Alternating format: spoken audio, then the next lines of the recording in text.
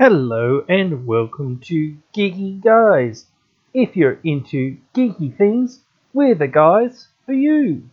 Welcome back to EDH Geeks. I'm your host Adam.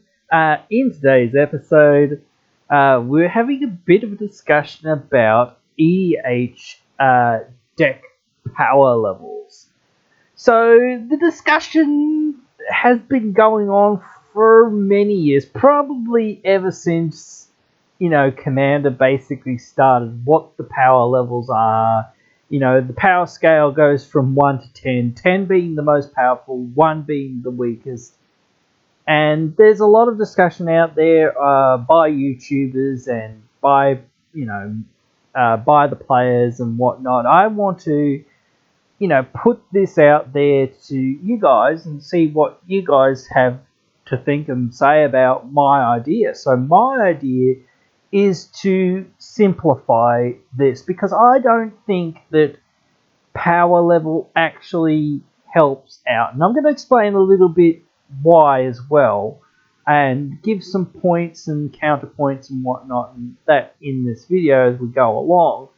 But I really think that there's so much variance in what somebody says, when you sit down or when you get on spell table or whatever it is, wherever you're playing your EDH games.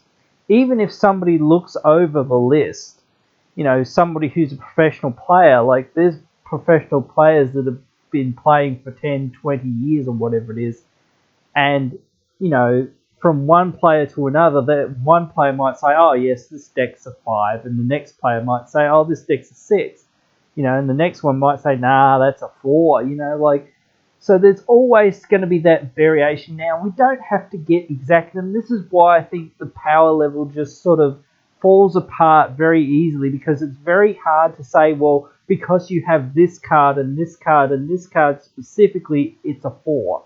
Or in general, it just seems like your deck has, no tutors, therefore, of course, it's not nearly as powerful as what it could be, and it doesn't have fast mana, therefore it isn't as powerful as what it could be. So if you added those things, then it would actually be an 8, but it actually is as powerful as an 8, even though it doesn't have all of those effects and whatnot, so it's a little bit of a weird thing. So it's just one of those things where not every single thing lines up to saying, oh, because you have X amount of tutors or X amount of this or X amount of combos or whatever, and how efficient your curve is and whatnot, and how low your land count is and whatnot. Yes, some of those things are contributing factors to overall power level, and when you go into CDH, you do notice that.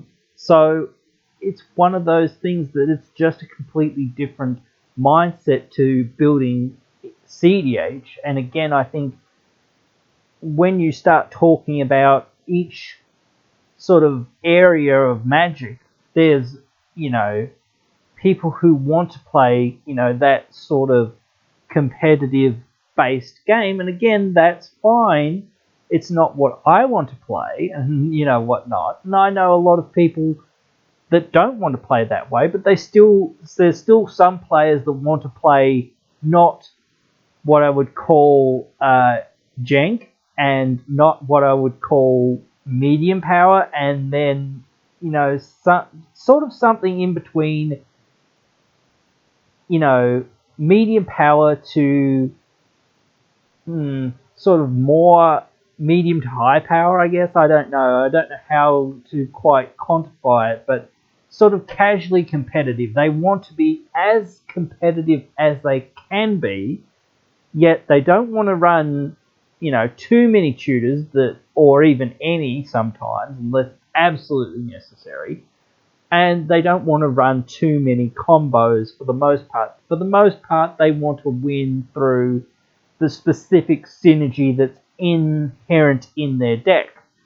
So someone says, okay, I want to build this Planeswalker deck. I want to build this Life Drain deck or this Life Gain deck or whatever.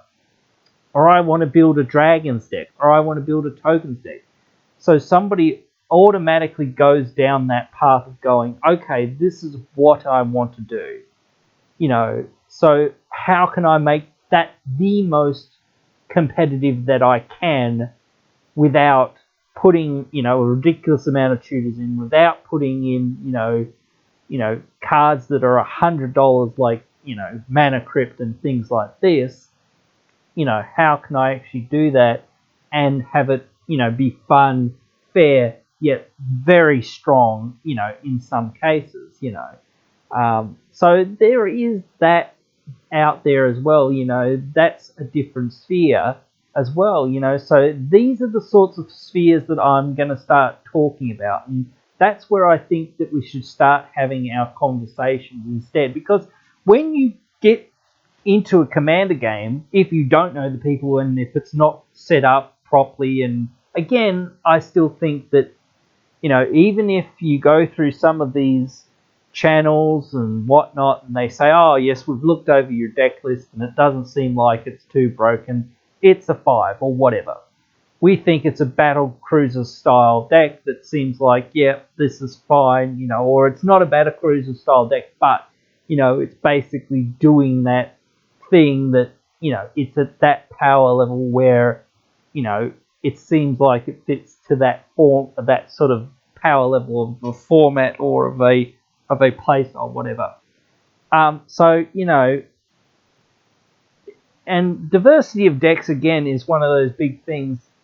I like diversity of decks, seeing different types of decks. It doesn't interest me to play them that much, but again, that's just me. I like very sort of specific things. I don't really like tribal, except for squirrels, of course, but, squirrels is just kind of a meme, and it will always be a meme no matter what, and that's what I really like about it. But anyway, the thing that,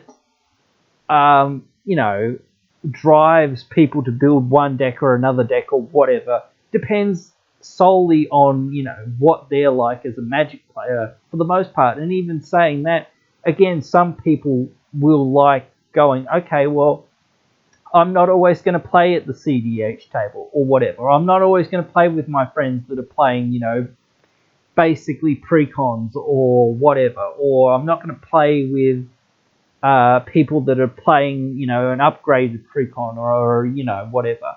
Or, that sort of level of power, or something that's above that but below sort of CDH sort of levels. That casually competitive sort of area.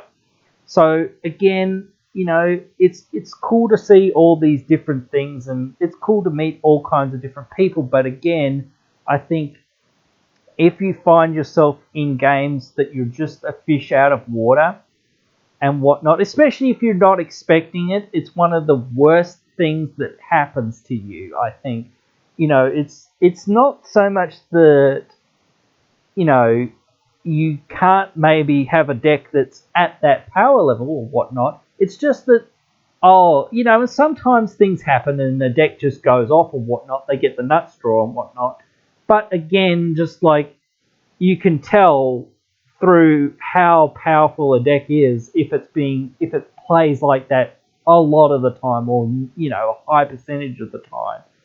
Even if it sort of misses one time out of a few times, it's like, well, that was that one outlier sort of thing.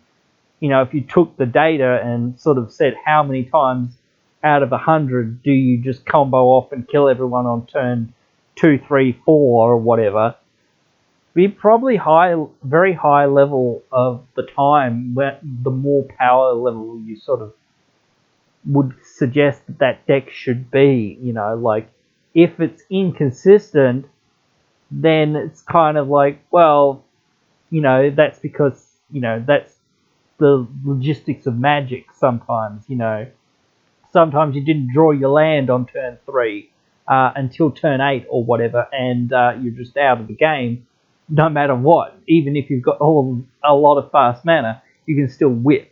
So, or whatever. If, again, but, guys, anyway, I want to get back to specifically talking about the different sort of areas that I want to discuss. And, this is my idea, okay? Several different sort of areas. Well, not several, but basically yeah, more than a few, alright? Basically, I've sort of listed most of them here anyway, but I want to go through them and discuss them. But first off, I want to start at the bottom. The most bottom decks below what a precon is. Now, this is the jank area, because in my opinion, for the most part, anything that's less than a precon is not, it's not going to turn up very much. It's hardly ever going to turn up. You're not going to see jank decks out there unless they're actually intentional decks, like somebody's just like put together the meme deck of chair tribal or whatever. This deck is meant to be bad. It's just meant to be quote unquote a pile of cards that doesn't really do much. Or it's a young person, or I don't want to say young person, but a person that's newer to Magic or to EDH at least, and doesn't really have that many cards, and is just like thrown a bunch of cards that they've got from Draft Chaff into a pile and said, this is my deck, so you just don't see that many of these decks out there in the wild. They don't really exist that much. They're basically a meme again for the most part. There's more people making more decks that just for the lols or for the memes or whatever than people who actually build decks like this out of like knowledge or whatever. If it's a younger, well, again saying younger, but newer person building their first or second, maybe third deck in EDH, then yeah, sure, again. But eventually, very quickly after a few more drafts, there's going to, or whatnot, or draft shaft finds or whatnot, or trading with other people, or even just people donating them cards, because a lot of us, will go, well, I have all this, trade binder stuff that, is basically 50 cents or is not worth anything to me. I'll give it to you, you can start your journey into Magic. Here you go. If you're really serious, I'll give them to you. Things like that. People will do that to help new players a lot of the time, which is a great thing. And I do try to do that. So, but if you can spare a few cards, just random commons or random uncommons or even random, cheap rares and whatnot that you're not using anymore, do try to give them to new players. But again, just the jank area just sort of doesn't really happen very much. But again, this is the bottom tier of Magic. This is what's, or of EDH. This is what is below sort of the pre-con power level. So then I want to say, pre-con power level is the next one. There's a few pre-cons that are, on the very low end of the scale. And then there's a few pre-cons that are, a bit higher and a bit better. But most pre-cons fall within a certain range between, what they used to call, a 4 to a 5 or a 6, somewhere in there. But again, this is sort of like, I'm trying to get rid of numbers and whatnot, but this is this sort of area that I want to talk about, this sort of middle of the road sort of style of deck for the most part. This is where I think this is like most people who actually properly join EDH, if you've got, some money behind you, just $50 or whatever, you buy the latest precons, you don't do anything with them. Maybe if you have maybe a few, janky commons or uncommons or a few janky rares maybe sitting around from, drafts or whatever, you might throw them in, but I don't think it actually changes the power level of the decks that much. But basically, for the most part, you don't really upgrade them that much. And again, I still think that any of those upgrades, minor upgrades, whatnot, still fall into that power level of being quote unquote a pre-con level. So above that, I want to say that this is basically in the level that is just above a precon or a very upgraded precon. So I don't really know exactly again what to sort of call this area, but I'm just going to say upgraded precon power. So, this is sort of going above that power level again. This is where you've altered a precon from, what it has, because a lot of precons will have, cards in the deck that sort of don't really fit with what the deck's doing, but they're alright cards somewhat to a degree. But you still find a lot of tap lands in those sort of decks as well, but still, and not enough ramp or not enough card draw, etc., etc., etc., whatever. But again, for the most part, the main thing is with these decks is, or at least the precons, is they're not focused mostly on one thing, one synergy, one strategy, one way to sort of win and close out the game or whatnot. A lot of the deck is having these alternate plans and these alternate directions that have too much sort of variance.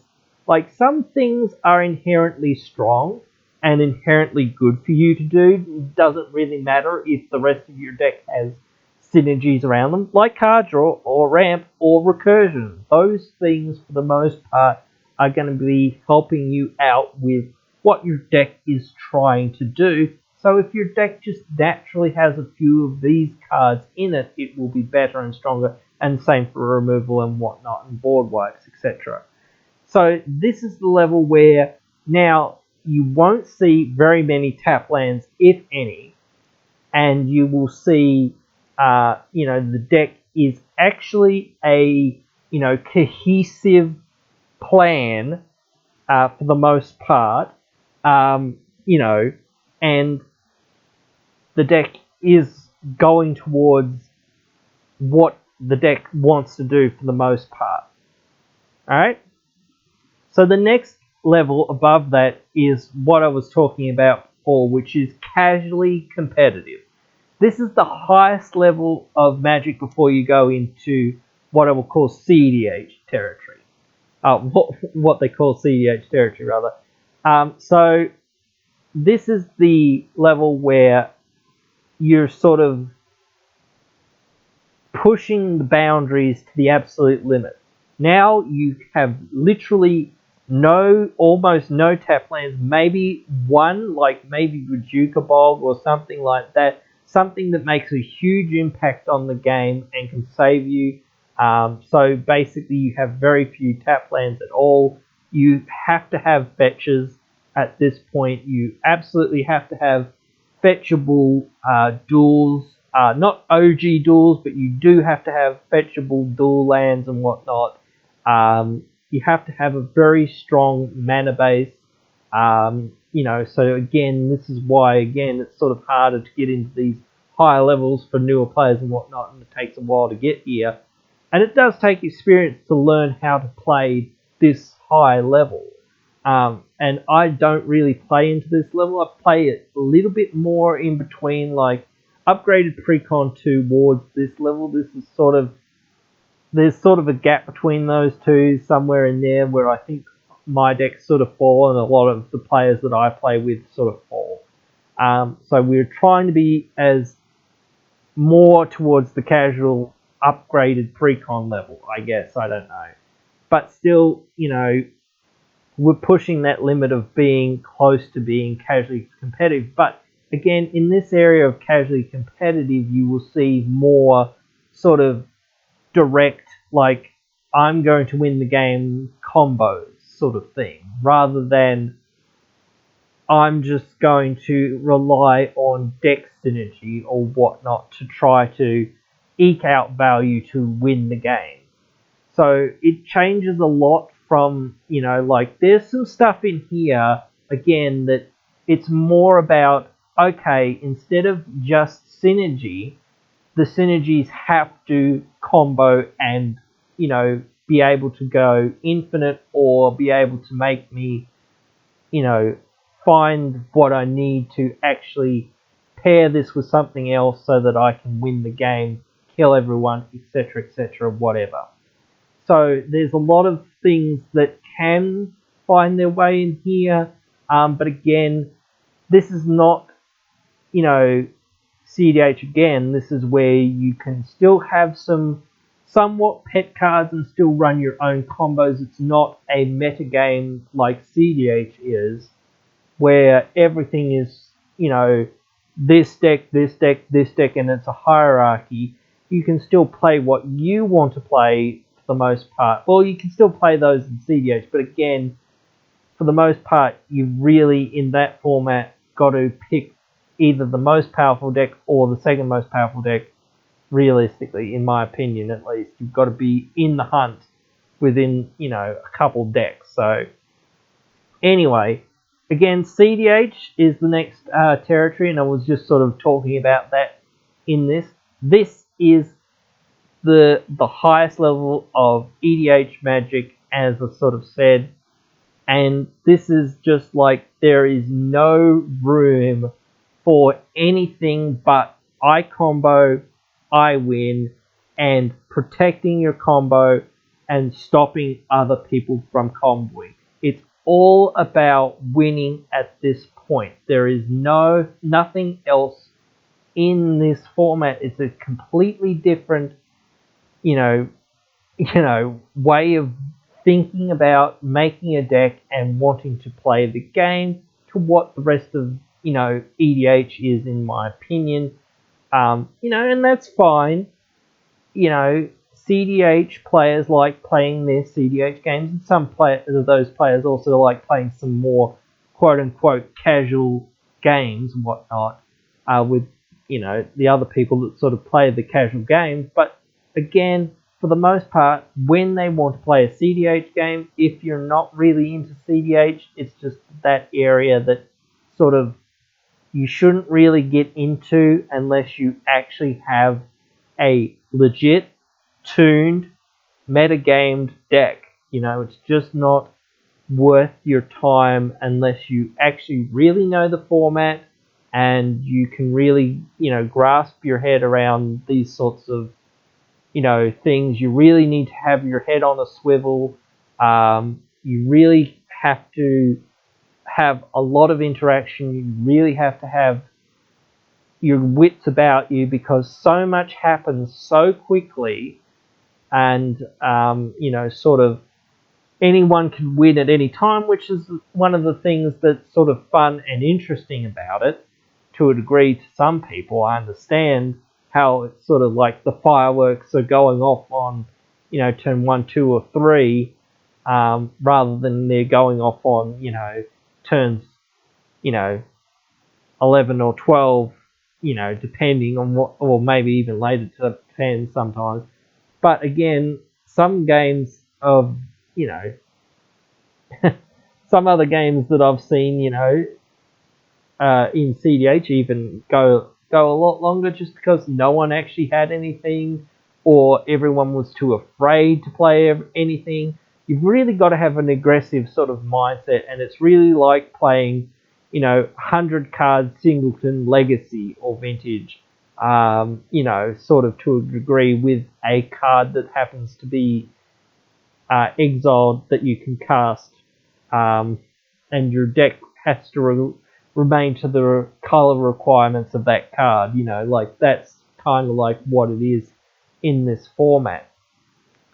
So, those were my ideas of changing the way we discuss, because again, I just find that, people don't have more than 5 to 6 minutes to discuss, what games they want. You sit down to a table, you say, hey guys, what games do you guys want to play? I've got a few different decks, I've got my, pre-con deck, I've got my, an upgraded pre-con deck, I've got my casually competitive deck, and I've got my CDH deck. What do you want to play? That's the way that you should approach it, in my opinion. Like again, for the most part, you're not going to find people who want to play jank decks.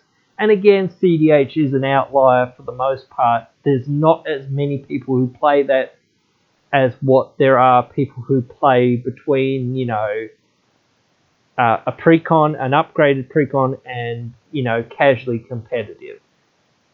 Everyone, well, the majority of people fall within that range of, deck diversity essentially, or deck power diversity at least, rather.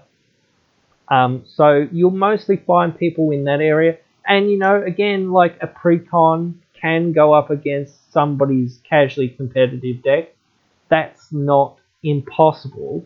And I've seen people run jank decks against, casually competitive decks, and, they still can have a game because those decks, will still take a while to actually get their stuff going sometimes or whatnot, depends what sort of deck they have. And the more competitive sort of side of it, again, gets into more specific combos and whatnot. And again, sort of I find that the way we play in our play groups is sort of more casual on that casually competitive side. Again, so there are some people that run some combos and whatnot, and sort of infinite damage things and whatnot, or essentially infinite damage things, and things like that or whatnot.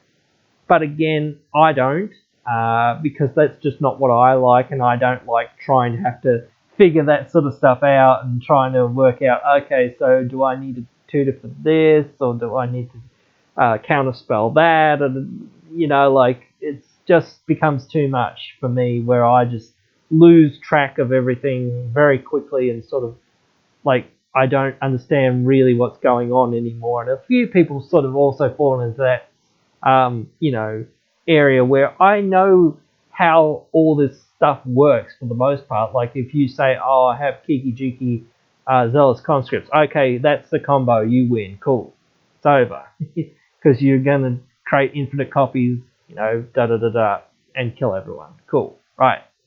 You've got this combo, okay, cool. I know what all the combos are, but it's just like, should I have sandbagged a counterspell for that, blah, blah, blah. Like, was that the correct play, blah, blah. All that stuff, I sort of throw that out of the window and go, oh, well, who cares? That's my perspective of it.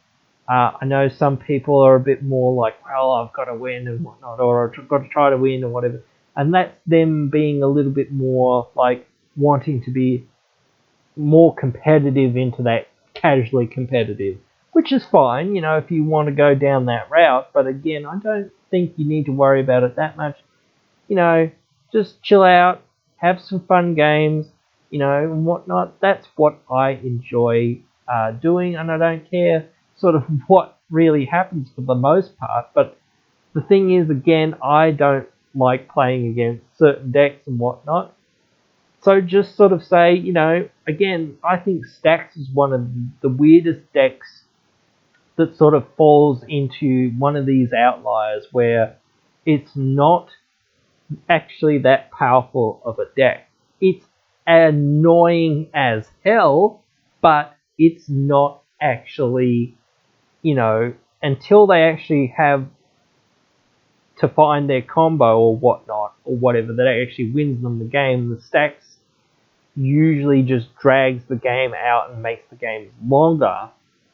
But as soon as you can, disenchant some of the stacks pieces and whatnot, and, actually take down the stacks player, the game ends fairly quickly. And that's sort of like that pillow fort sort of mentality again.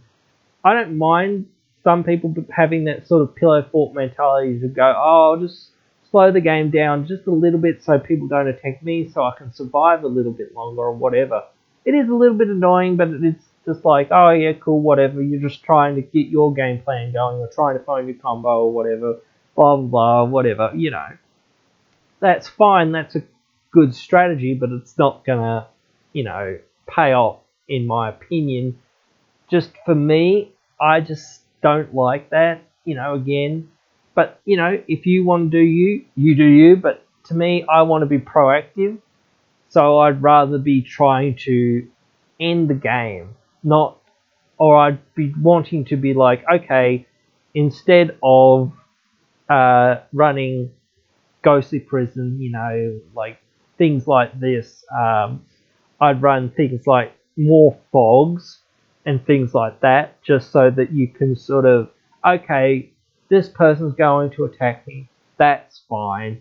I'm just going to fog for a turn. And that can be annoying too.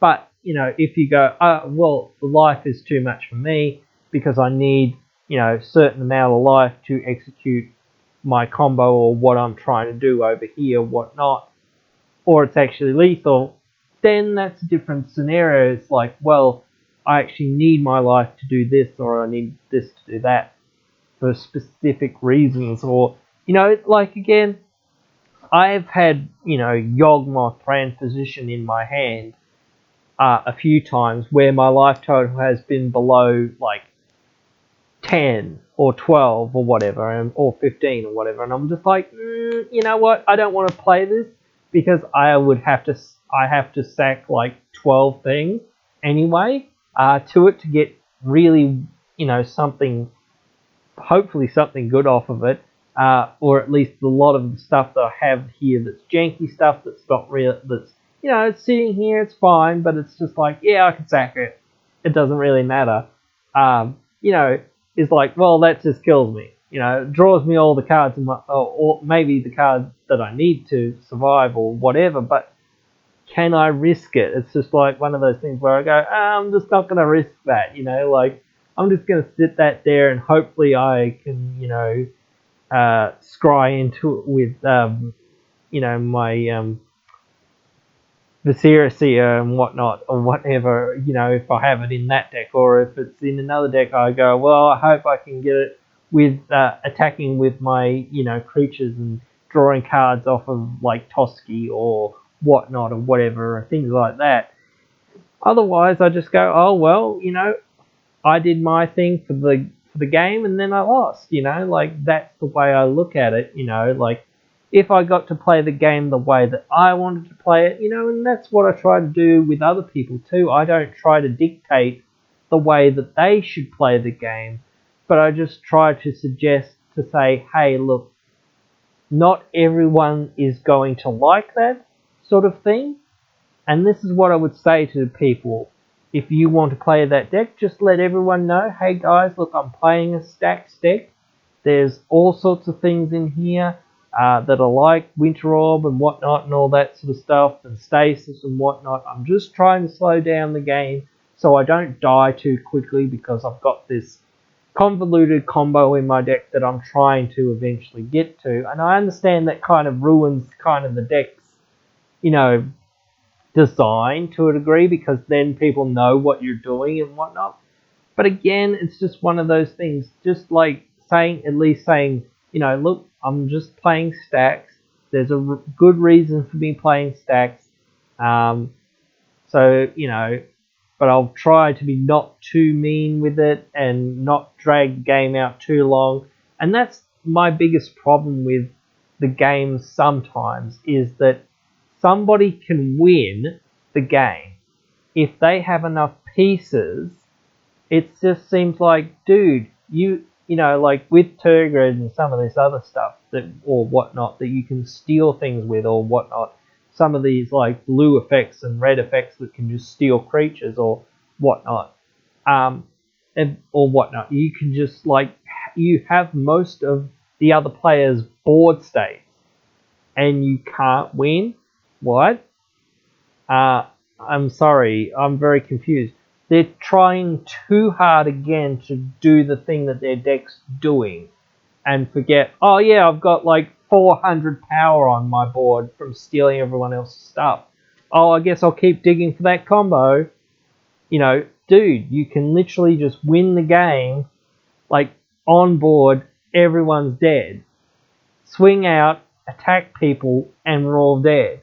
Or whatever, again, there are other effects, or you've got an infinite life draining, life pinging, or damage loop or whatnot on your board, yet they're still looking or trying to do something else or whatever. The game's over for the most part, but they're just like, nah, we'll just keep playing. It's like, no, the game's over. You've got infinite damage on your board, or you've got an infinite mana sink on your board. You can literally play your entire deck and, like, find the combo piece that way. Oh, yeah. Like, it's like that light bulb moment. Oh, yeah, I've got infinite mana with Urza and this and that, whatever else, so I can literally play my entire deck. Great. Cool. We've figured it out for you. Well done for you to you for making us sit here for the last 20 minutes or 30 minutes or whatever it was to figure that out. Great. That's the problem that a lot of people have. They just want people to realize, oh yeah, if I steal this from you, I steal that from you, oh, and this gives me infinite mana here, and yep, then I'll be able to play my entire deck. People want it to be done there and then, so that they can go, oh, yep, with that and that and that, you'll win the game, you'll have your entire deck, you'll find your combo, whatever it is. Oh, yeah, just show us what your combo is, right? It's that, cool, game's done. Shuffle up, play another one. People don't want to sit there and watch someone play solitaire or watch somebody dig to find the thing. Yes, now, if those conditions aren't met, it is very annoying, but at a certain point it's like, well, did I sign up for this? No, I didn't really sign up for this. That's where it becomes like, nah, look, I'm just not interested anymore, or whatever. Like, I did sign up for this. Okay, fair enough. This is what your deck does. But you know what? I want to go get my lunch, or whatever. Or I'm just sick of this. I'm not going to win this game. It's boring to me. I can't do what my deck wants to do. So why am I'm not relevant in this game, and why am I still playing it? Like, there's nothing really I can do, so I might as well scoop this game. Like, at some point, it becomes like, yeah, sometimes like figuring out the puzzle to whatnot to try to play the game properly or whatnot, quote unquote properly or whatnot, the way you want to play it at least, or the way I'd want to play it, depending on the way you want to play. But again, to get the game back to like, well, somebody else has a chance. The Stacks deck, now has the chink in the armor. Maybe somebody can do something, or somebody can, leverage that advantage or whatnot. See what happens instead of, and that's what I also feel like with players who just like, oh cool, Soul Ring, this, 5 other things on turn 1 or 2, and are just out to that incredible lead. It's like, okay, with everyone else at the table, you just look at everyone else and go, well, we all know who the threat is now. And then they play all this other big stuff, and then you're going, well, shit, we really need to do something about this. And, like, just so that the game isn't just like this one player just like played everything, won the game, like, and just like went off. Like, you want the game to be like, okay, they did their thing, that was scary for the first part of the game because but then they went too hard. Now they've got nothing, so we're back to being okay. Maybe Steve's in front now, or maybe me and Steve are almost even, or whatever, or Lily is really struggling as well because she didn't get her 3rd or 4th or 5th or whatever land drop or whatever it is, and everything in her hand is like 5, 6, and 7 drops and whatnot, and she's just drawing like more 5 and 6 drops and whatnot. But here's me and Steve being like, okay, am I going to attack you, Steve, or are you going to attack me? Maybe I've got a couple 4/4s on the ground, but maybe he's got a couple, flyers or whatnot, or whatever, like, again, those board states happen where sometimes 2 people aren't really doing much, but then, like, me and Steve, we might, like, just about almost take each other out and be like, well, you know what, Steve, you know what, either you're going to kill me or I'm going to kill you, but then these other 2 players are still in this game, so we actually need to stop trying to kill each other so that we can actually, one of us can actually win this game at some point, because, with your janky flyers that I just can't block or whatever, and my janky on the ground beaters that aren't worth your time to block, we're not going to be able to kill these players within, a few short turns. And it does become like that, where it's like, well, Lily might be like, well, I can't really do anything, I might as well scoop. And it feels bad to have somebody not be able to play the game and just be like, oh, well, might as well not play. Same with the other person or whatever, whoever they are, Alan or whatever. Like if that player's got off to that, huge head start, and now, oh, cool, they're out of gas, for the most part, and like they're just top decking whatever they top deck, and okay, I've got this thing, cool, or I've got a land, cool, nothing, see you later, next, whatever, oh, cool, I've got this thing, okay, I'll block with it, or I'll make a mana, or I'll draw a card, or whatever, so they're doing a little bit of stuff, but not too much, or whatever. So it's not too scary. So those things, again, it's all part of playing the game, and I've had decks, like some of my big mana decks that I've built, that I basically put like 50 or more lands in. I can't really remember, but basically it was a lot of big mana stuff. Now there was a lot of ramp in there as well, but like again, there was so much big stuff in that deck that it just really required it. And there was a lot of landfall stuff as well, a lot of the big landfall stuff in that deck. And it just required that much lands and that much mana, because it was always fetching lands out to trigger landfalls and whatnot, so that you get benefits off your landfalls and do stuff with all of your big mana creatures and whatnot. So it was, just that style of deck that just sort of took a very long time to get to the point where, okay, now I have 7-8 mana, I can start casting my actual threats and creatures and whatnot. But not only am I only just starting to play the actual game, where I'm actually like putting down what I actually need to put down. Like I've already exhausted a lot of the resources that are in my hand and are in my deck. So unless I have, that super high land count, again, I'm just not going to be able to use more of the ramp spells and whatnot and fetch the spells and whatnot that I have over and over again enough times to get that critical mass, or that, whatnot, to do what I'm doing with that big mana sort of deck. And, that's what that deck needed to do.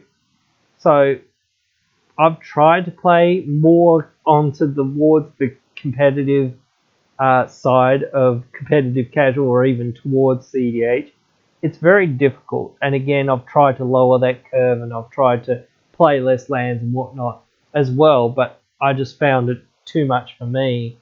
But again, like, all it takes, in my opinion, to stop all the heartache that people have, and all the salt-inducing moments, and all the feel-bads and whatnot, for the most part. Now, again, as I sort of said, Magic is a random game and things happen sometimes, but the thing that most people find the most irritating, beyond like their deck didn't work or the deck didn't fire, is, oh cool, I was just stasis locked for 2 or 3 hours just waiting to see, this person finally find their win con, or whatnot, or I was just watching the person who was playing their Cheerios combo deck, storm through their deck and then just whiff for the last, hour or hour and a half, or whatever it was, the last 30 minutes or whatever it was. That's what I think. People don't want to have their time wasted.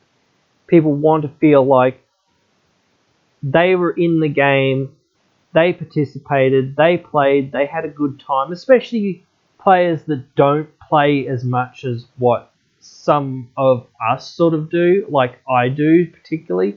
I still want to feel that way where I feel like my decisions and what I did and the cards that I played mattered and had some form of an impact on the game, and I actually got to do what I wanted to do in the game, and everyone feels the same way. Everyone has that they're the anime protagonist in these games and whatnot.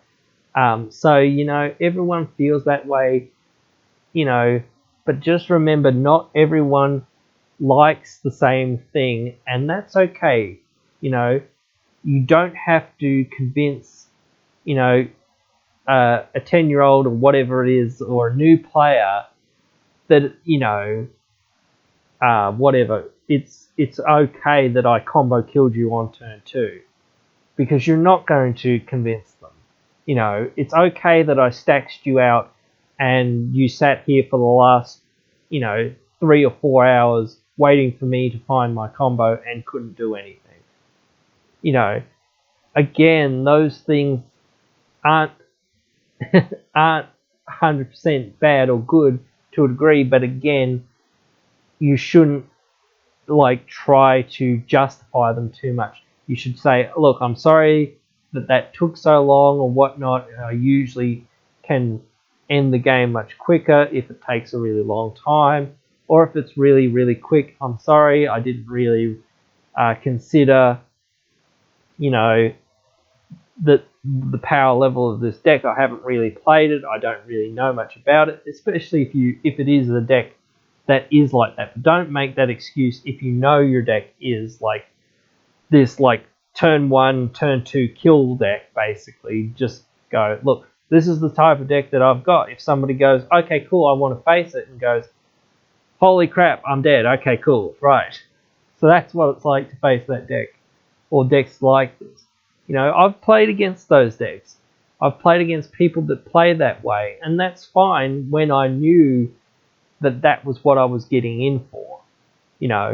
It's when there's very few outliers of people that actually do this, but it's the outliers of people that come to a table, pull out their deck, and you sort of forget to ask them, what sort of level is your deck out? What sort of zone is your deck in? Is it jank? Is it a pre-con power? Is it a powered up pre-con level?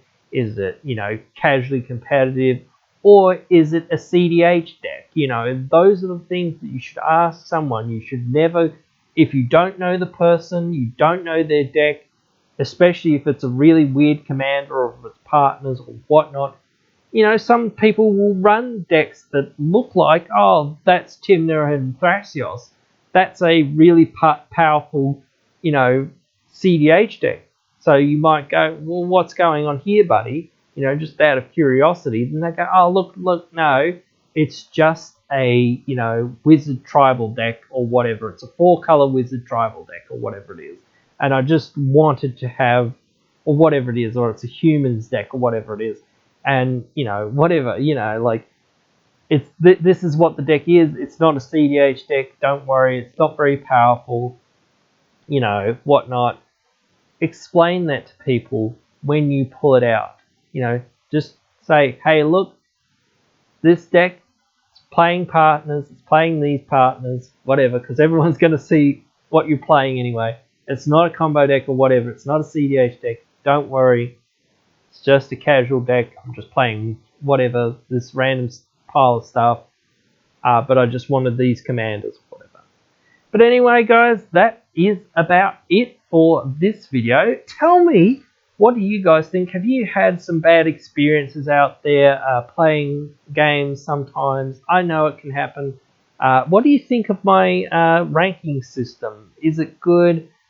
Is it bad? Does it need some tweaking or whatever? It's all helpful to everyone. I hope that it helps some people at least. Even considering some of these things. Like, as I said, I don't have exact names for topics and whatnot. So maybe you can even just at me some good topic names right down there in the comments. Please remember that the success of channels like this is based on viewers like you, so please consider liking, sharing, and subscribing if you would like to support this content. You can also get social with us on our Discord and on our Facebook. If you would like to further support the channel, you can go onto our Patreon. All links are in the description. Thank you for your support. It really means a lot. I hope you have enjoyed this video here today. And if you have, I hope you will come back for another one. See you then.